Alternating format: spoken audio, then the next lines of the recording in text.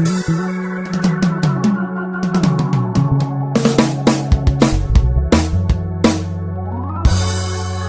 พอแต่เปิดผ้าม่านเห็นตาหวานมายิ้มใส่ละแม่นมีไป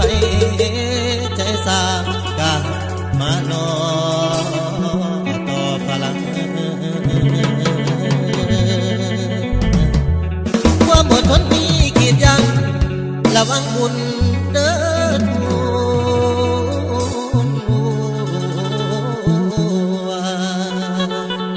ยั่วผัวเขาให้เมาไม้อย่าเก่งไอ้สิ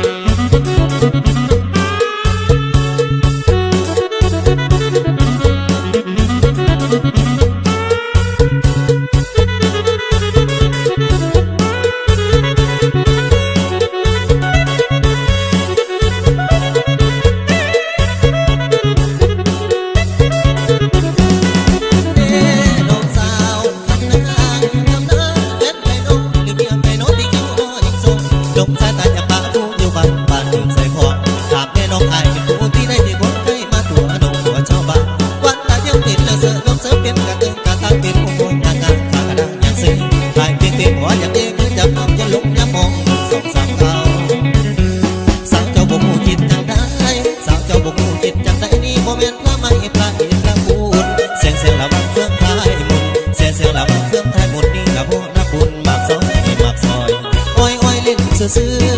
หรือแล้วมาเจ้าอยากซีชิมแล้วมาเสยเคยแล้วจะคนความอดทนนี่ยังเหลือน้อยเหลือตาสมองยังบอกให้ยุ่งสมิธสาวตาใสหัวใจโบบังเป็นสิ่งอดไว้บ่ฟังขันตีต่างยันว่าเกินทั้งอดมดให้ตานมันบอกบ่ลองเสียแต่แนมไปยังยิ้มให้เจ้าเอาแนมไปยังยิ้มให้เจ้าเอายิ้มบ่ปากบ่หูเจ้าเขียน